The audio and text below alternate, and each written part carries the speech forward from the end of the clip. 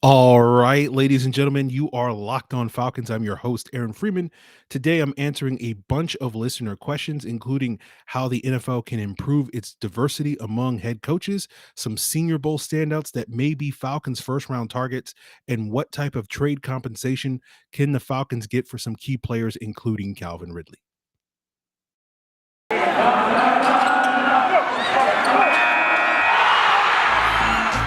You are Locked On Falcons, your daily Atlanta Falcons podcast. Part of the Locked On Podcast Network, your team every day.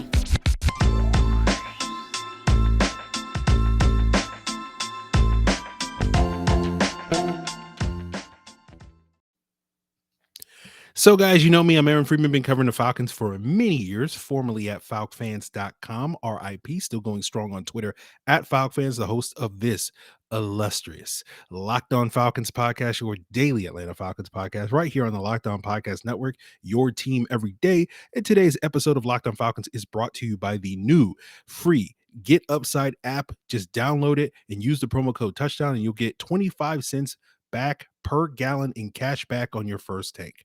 So, guys, I want to thank everyone who's checking out Locked On Falcons today, either on the audio version of the podcast or the video version of the podcast. And of course, Locked On Falcons is free and available on a variety of podcast platforms, including Apple, Odyssey, Google, Spotify, as well as now on YouTube. Make sure you subscribe to the Locked On Falcons podcast on your preferred podcast platform, including YouTube, and make sure you give us a like when you do. So today's episode, we have a whole bunch of questions that people sent in via email at lockedonfalcons@mail.com, via Twitter at Locked On Falcons. Of course, there's Facebook as well. And of course, you can leave a comment here on the Locked On Falcons YouTube channel. So we'll see if we can get through as many of them can. I think it's over a dozen. So let's jump right into them. The first one comes from Young Zach on Twitter. He asks, what new rule would you propose to improve diversity among NFL coaches? So I don't necessarily have one. You know, if I could solve this problem, I'd be a millionaire at this point in time. So I don't know if you're going to be able to come up with a rule that's going to override the NFL owners and decision makers' implicit biases, which is, I think, ultimately the problem. But like, that's not necessarily thinking that, okay, well, you have to get rid of all rules or anything like that. I think the Rooney Rule is a step in the right direction. I'm certainly open to the idea that there are other rules that they could implement that could improve it. I just don't necessarily have what that is. You know, I saw somewhere where there's currently 6 black general managers and only 1 coach right now, Mike Tomlin being that lone coach. And what's interesting is of those 6 black general managers, like 5 of them have been hired in the last 2 or 3 years. And it seems like things are going in the right direction as far as adding more diversity among front office personnel. But one does wonder, is sort of the decision makers, the owners, so to speak, more willing to do that because those guys aren't necessarily the face of their respective organizations, and they want to put maybe a white face out front and a black face in behind. So again, that's certainly a topic of discussion, but at least it seems like owners are at least open to the idea of having black men and minorities in positions of leadership, but seemingly not necessarily as far as it goes as the coaching ranks. And I think part of the issue, and I've spoken on this in the podcast on the past, is I think part of it is you're not seeing as many opportunities for black coaches and assistant coaches to get those sort of cushy play calling jobs and those offensive coordinator jobs that typically are where most of the coaches are being hired from, right? If you go over the last 5 coaching cycles, like 67% of the vacancies have been filled by offensive minded coaches. You look at the 8 vacancies currently, 5 have been filled. I think 4 out of the 5 have been offensive minded coaches. And the reason why you don't see as many black coaches in those positions of play callers is due to historic inequities, where a lot of these black players were playing running back and wide receiver and offensive tackle when they played football. And those are the quote unquote athletic positions, while white players were playing more the quote unquote cerebral positions like quarterback and center and whatnot. And then those players retire, they become assistant coaches, and they wind up being forced into roles where they're asked to coach the positions that they played. And so you have black coaches being running backs, wide receivers coaches. You have white coaches being quarterback coaches and offensive line coaches. And guess which 2 spots typically are the spots that get, offensive coordinator gigs? It's quarterback coaches and offensive line coaches.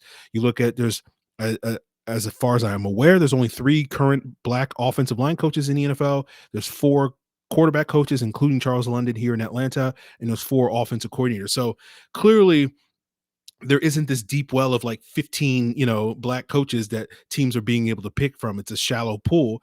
And then even when those guys get those rare opportunities to become play callers, they get knocked. There's a seemingly a double standard. Eric Bieniemy is sort of the classic case, as he's been knocked many times. And I've talked about this on the podcast in past coaching cycles as well. Question marks around him. How much credit does he deserve to Kansas City's offense because he's not calling the plays, right?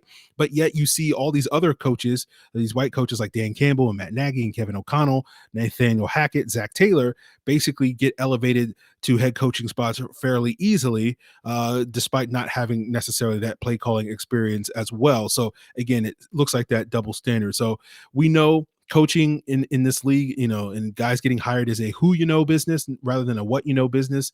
And it seems like, obviously I think white coaches have a little bit better connections there in terms of who they know, seemingly. And, hopefully it gets better with this whole Brian Flores, lawsuit. And hopefully, some owners, not all, certainly not all, some owners will be like, yeah, you know what, we've been doing this the wrong way. Maybe we can do it better. But that's what you hope for. But more than likely, the NFL is just going to lawyer up. They're going to circle the wagons, and you won't necessarily get the progress that you need. So we'll see how that all plays out. But, I think ultimately it just boils down to a handful of owners doing right, and hiring coaches, and those coaches having success. When you go back 10, 15 years where there were a lot more black coaches in the league, I think a lot of that was owed to the success of coaches like Tony Dungy and Lovie Smith and Mike Tomlin, and owners being more willing to do that. And now, given the recent success of coaches like Kyle Shanahan and Sean McVay, that's what owners are looking for. If you want to give owners the benefit of the doubt, it's a copycat league, as they say. So they're looking for the next Kyle Shanahan, the next Sean McVay. And unfortunately, those guys don't look like the next Eric Bieniemy, the next Byron Leftwich, the next Raheem Morris, or whatever the case may be. So hopefully, I think this situation gets better. Again, probably won't ever get resolved. It's America. Racism and prejudice has existed in this country for 400 years. It's probably not going to go away in the next 400 days. But hopefully those guys get opportunities sooner rather than later, and they have success, and therefore this is less of an issue 5, 10 or more years down the road than it seems to be today. So now that we've gotten that out of the way, and half of the listenership is already, I don't want to hear about this stuff. Let's talk more Falcons. And our first Falcons related question comes from Scott Brinson on Twitter. Yes, how much money do you think Foye will want? I've seen ranges, somewhere in the 8 to 12 million range. Pro Football Focus has him projected at like 10 million a year. That seems about right. I'm not expecting him to break the bank in any regard, because I think this draft class is deep enough at the linebacker position where teams will not feel as compelled to really go after some of the top free agents in terms of the off-ball linebacker position, like Foye Oluokun, like Devondre Campbell, our former Falcon guy, who seem to probably be the two top guys potential on the market. So I don't see the market really moving in that direction, because teams are going to feel desperate, like, oh, if we don't get one of these two guys in free agency, we won't be able to get a guy, on day 1 or day 2 of this upcoming draft. Randon Williams asks, expected contract if the Falcons do resign Isaiah Oliver. I would imagine he'd probably get like a 1-year deal somewhere in the $1 million to $1.5 million range. Zero Medio at Mr. Pistofferson on Twitter asks, what's the Falcons cap situation like with 1 year's deal is expiring? They have a decent cap situation. It's not as horrible as it was a year ago.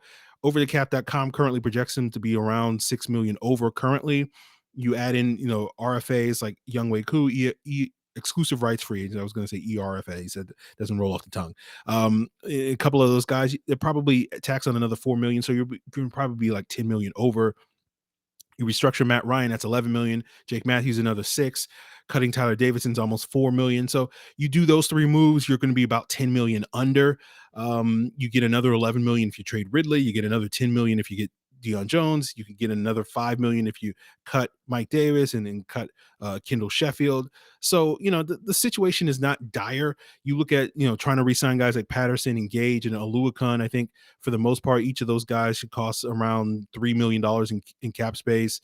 You throw in other free agents like Thomas Morstead and Josh Harris and Oliver and Jason Spriggs, etc. That's probably going to be another $8 or so million. So you're probably going to need at least $15 million, if not, $17, $18 million in space to be able to re-sign all your guys. And then, potentially again, if you trade Ridley, if you trade Deion Jones and make all these moves, you're potentially playing with up to like $30 or so million. So you have enough room to do all those things and go out there and pursue some other teams' free agents as well. So it's one of those situations where like it's not a dire situation, but things could get tight if the Falcons can't necessarily create cap space by trading Ridley and or Deion Jones. I think at least one of those guys is likely to get traded.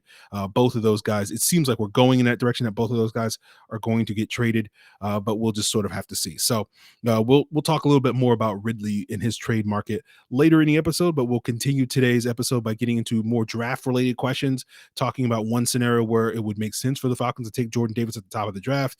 If some of these Senior Bowl starts and standouts might be Falcons first round targets after a solid week. The pressure to win now, if that increases now for this coaching staff, given some of the changes in the NFC South, and whether or not we can expect big improvement from Arthur Smith in year 2. But what's been a big improvement in my life? It's saving money at the pump.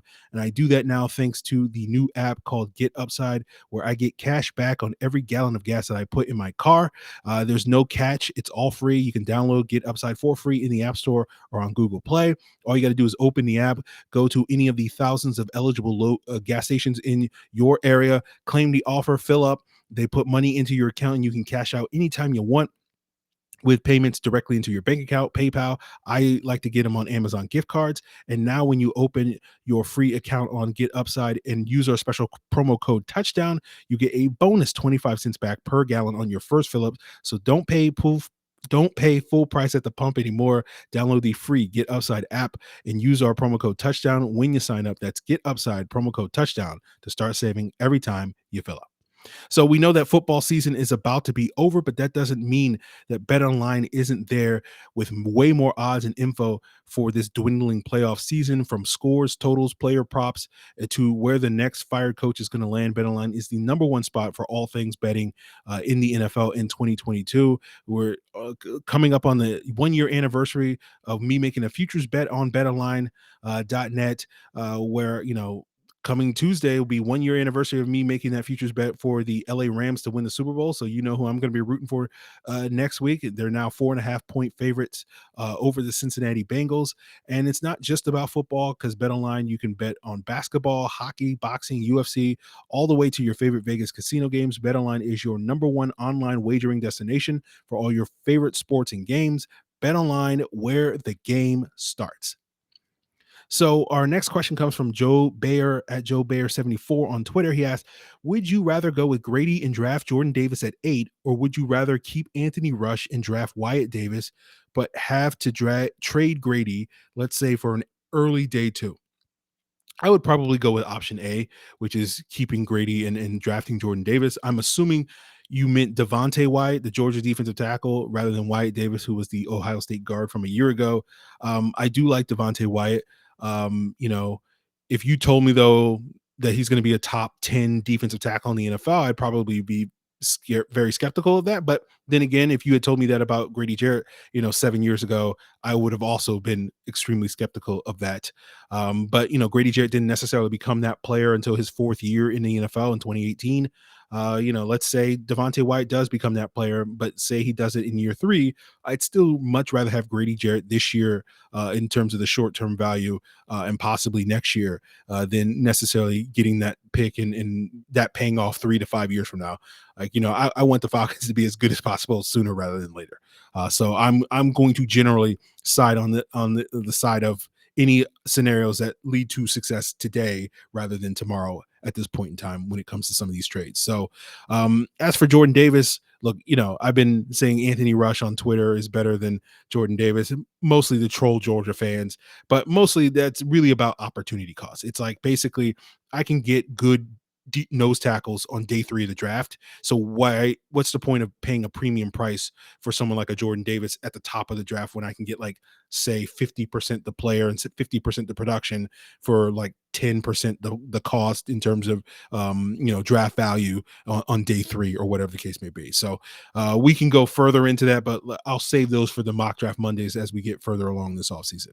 Lax Ned asks, with Jermaine Johnson and Malik Willis both raising their stock at the Senior Bowl, and since Terry and Arthur are there in person, do you think those two can raise their stock enough to be considered at 8? I'm skeptical of that. Like, I think we kind of tend to go overboard with, guys raising their stock. I think of Braxton Miller several years back where he came out of the Senior Bowl looking like a first round pick and wound up going like in round 4 and then was out of the league in like 2 years. I look at Jermaine Johnson. I think he's certainly solidified himself as a first round pick. I think right now he's probably the front runner to be edge 6, but I don't know if he's leapfrog guys like David Ojabo and Trayvon Walker and George Karlaftis in that regard that he would need to in order to be, the 8th overall selection. As for Willis, again, beauty is in the eye of the beholder. It seems like a lot of people have differing opinions on who's been the best quarterback. I've seen more people talk about Willis in that regard, but you know, I tend to be a little skeptical that Willis is going to win over NFL GMs to a major degree. He's a short quarterback. NFL teams generally don't like that. His mechanics are a little erratic. Let's say that. Generally, NFL teams don't like that. And there's other elements about him that generally NFL teams don't necessarily like. So maybe Willis breaks that mold, but I'm not going to be too optimistic that he's suddenly elevated his stock to be a top 10 pick at this point in time. I think there's still a long way for him to go this offseason before we are really having that conversation in earnest. But kudos to him for having a solid Senior Bowl week. Future Degenerate Gambler at Southbreeze 706 asks, does the perception of an open NFC South put more pressure on the new regime to make the playoffs and possibly alter their offseason moves in free agency and the draft? I don't think so. I think there's already pressure to improve upon their 7-10 record. So I don't think the state of the division really changes things. I think the goal is going to be fixing the trenches regardless of what happens within the division.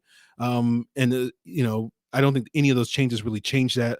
Like, look, Tom Brady, Sean Payton certainly are a big part of the success of the Bucs and the Saints. But, as I mentioned on a previous episode, like the real issue that the Falcons face when they face those teams is not stopping Sean Payton. It's not stopping, or to a certain extent, not stopping Tom Brady. They can't win in the trenches, right? Right. Like this was the first time like ever in like 5 years where the Falcons didn't have a game where they gave up 5 or more sacks to the Saints, right?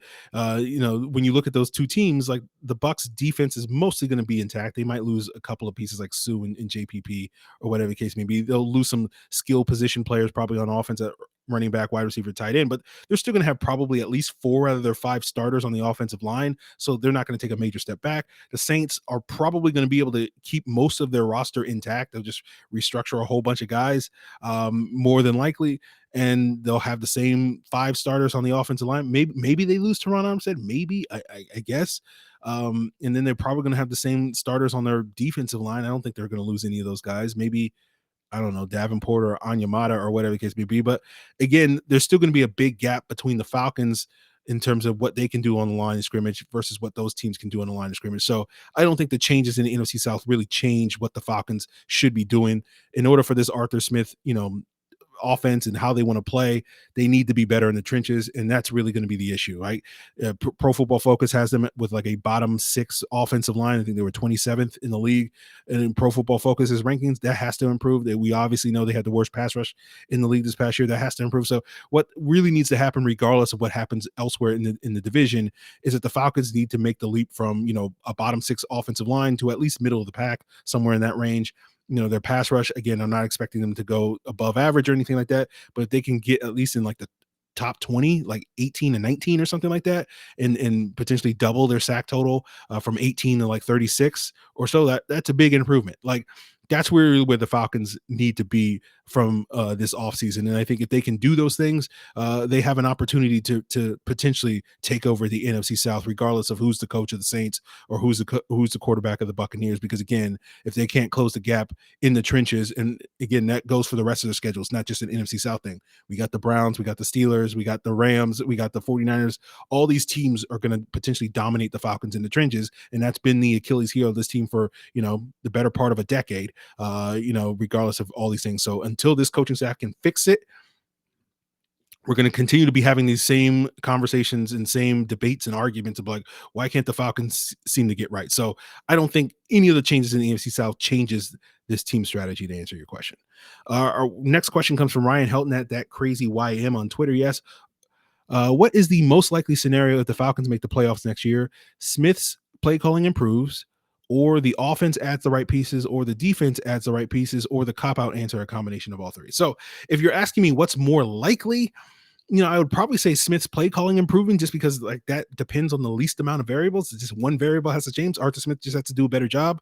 We've seen other offensive coordinators, Kyle Shanahan, Steve Sarkisian, Dirk Cutter, like clockwork, always get better in year 2 than they did in year 1. So it feels like that should be a safe bet. That should be a slam dunk for the Falcons to get better play calling out of Arthur Smith in 2022 than they did out of 2021. So I feel like that is the most likely scenario. If you're sitting here, if you're asking me that will that alone lead to the Falcons making the playoffs? No.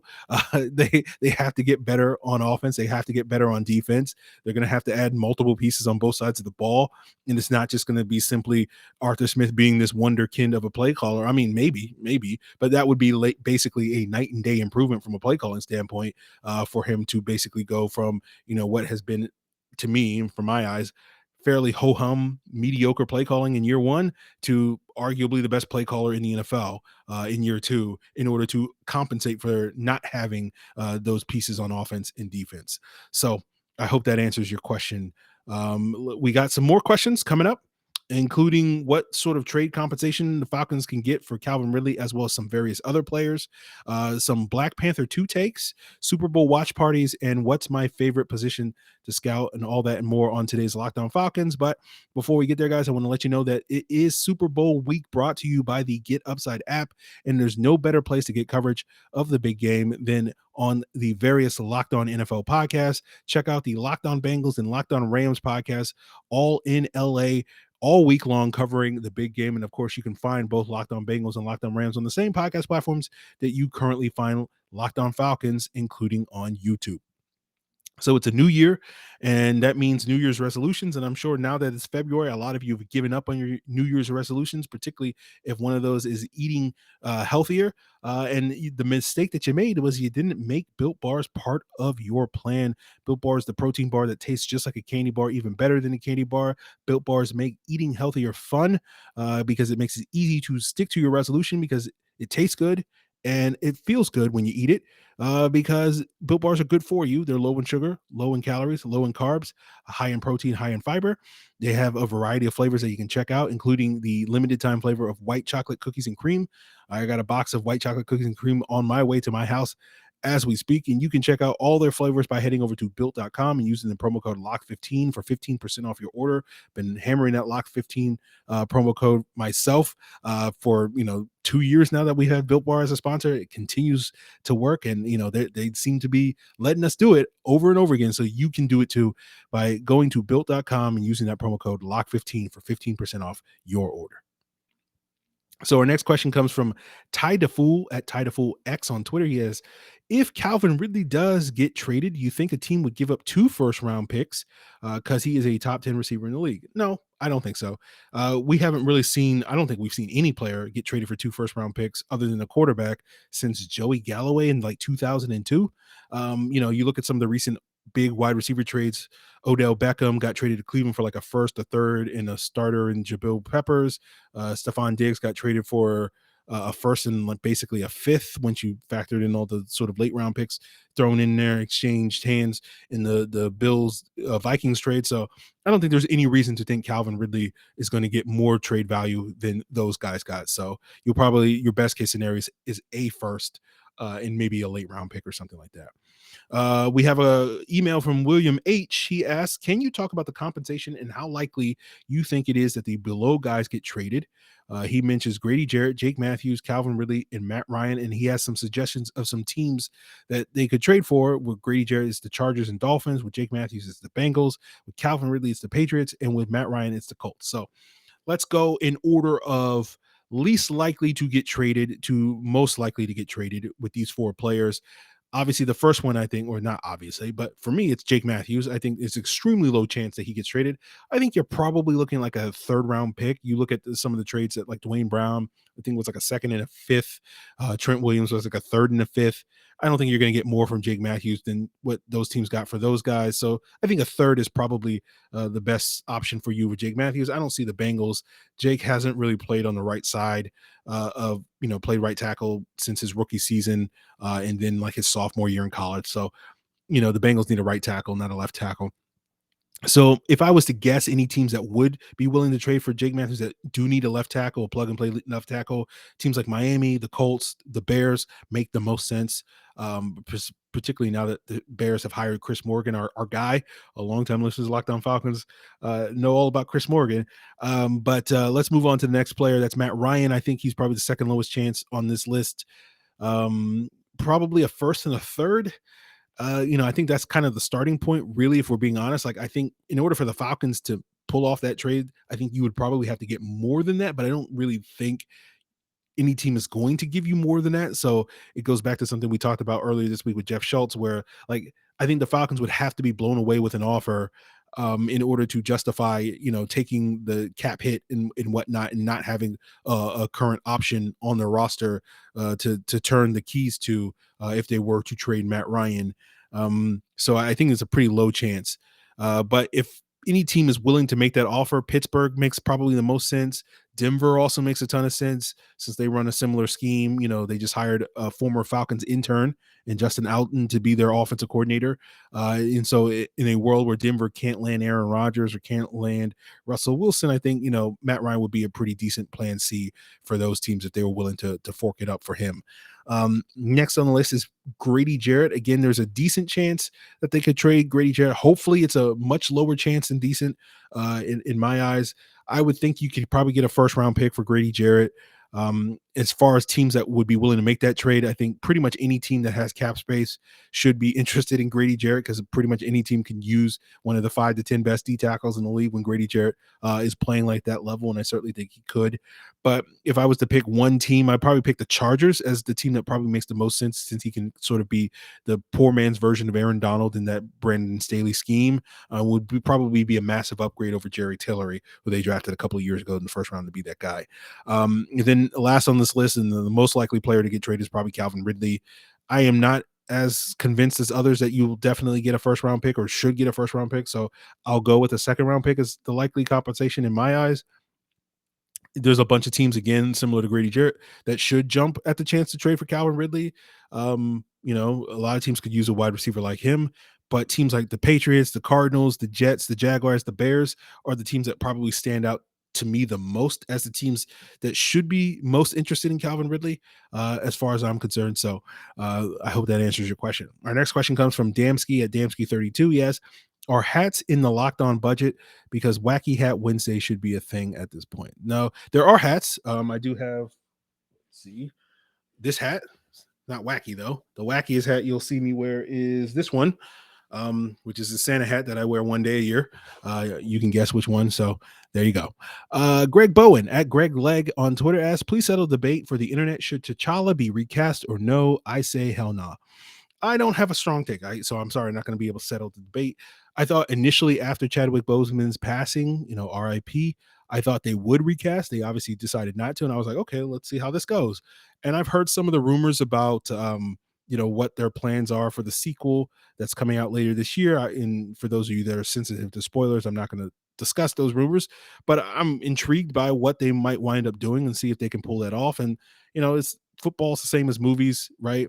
Where if you, it's not really about the plan, it's about how you execute the plan, right? And so we'll sit here in Monday morning quarterback Black Panther 2, Wakanda Forever, if they are, they don't pull it off, if they don't execute it, and we'll say like, oh, they should have done this, or they should have done that, or they should have cast this person, or blah blah blah blah. But if they pull it off, no one's going to care. I'm like, hey, that was a good movie. I didn't know if they would pull it off, and they did. So we'll see how that goes, right? Our next to last question comes from Kenny G at Grit Splits. He asks, what's your favorite position to scout and why is it fullback? There's very few things in this world more satisfying than watching a fullback clear out a hole. Shout out to Ovi Maheli for setting that high bar from 2008 to 2010 when I was watching the team back then. And you just don't see very many of those players. So that certainly is a favorite of mine. I probably sit here and say, to be honest with you, though, watching a pass rusher just take over a football game probably is one of the few things that sort of beats that out. I can think of like when Khalil Mack took over against that Ohio State team back in 2013 or whatever.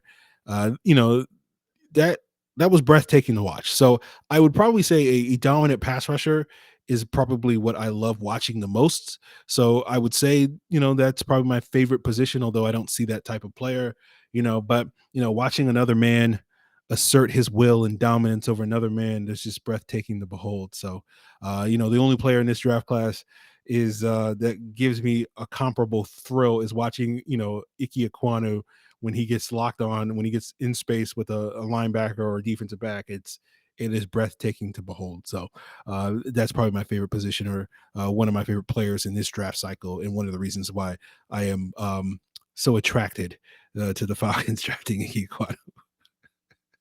All right, Ski Shepherd at Johannes Butel. His final question is, how will you be watching the Super Bowl? I don't know right now. Right now the plan, I think, is to have a Super Bowl party involving some family and friends. There's a cousin that's coming in town, I think, that weekend, celebrating her 16th birthday. So hopefully we'll be able to have a gathering and sort of spin that off into, a Super Bowl party or whatever the case may be. But, COVID has been throwing wrenches into things lately. Some of the people that are expected to be at that gathering, have come down with COVID, have had some COVID scares in recent weeks. So that could sort of shatter, a whole bunch of people being occupying the same space at the same time like you normally would get with the Super Bowl. So we'll sort of see. We'll cross our fingers and hope that, everybody can stay safe and socially distant until the appropriate time. So if that's the case, then I'll probably just be chilling at home, watching it on my TV and tweeting through it and tweeting all my, Rams takes and living and dying by, every play that Aaron Donald does or does not make in this game, in terms of winning me some money, and yes, if you thought I was arrogant before, then my Lord, if I was able to call my shot a year in advance on the Rams winning the Super Bowl, yes, and I know some of you are like, well, that's not a big deal, Aaron. A lot of people had the Rams, but yeah, but how many of those people called their shot on February 8th? Not very many outside the city of Los Angeles. So if you thought I was arrogant before, then you haven't seen nothing yet. So that will do it for us, guys. There's still a couple of questions that I did not get to on today's episode, and I hope to get to some of them on next week's episode. I do want to bang out finish these year-end reviews by the end of next week. So, but we'll still should have an opportunity to answer some listener questions probably late in the week and talk a little bit more about the Super Bowl matchup as well. So that's the plan moving forward. If you want to submit your questions, of course, you can do so on Twitter at Locked On Falcons or Facebook at Locked On Falcons. You can send an email to lockedonfalcons@mail.com. Or, of course, you can leave a comment here on the Locked On Falcons YouTube channel, guys. And that's going to do it for us here. And always have recommendations for what your second listen should be, of course, in addition to checking out Locked On Hawks, Locked On Bulldogs, Locked On Braves. You should also check out Locked On Bets, where handicapping expert Lee Sterling is going to give you his daily picks, his blowout specials, and his lock of the day.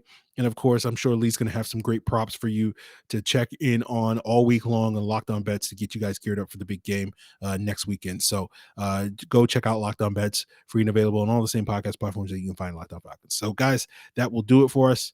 Appreciate it. Hope you have a great weekend. Till then.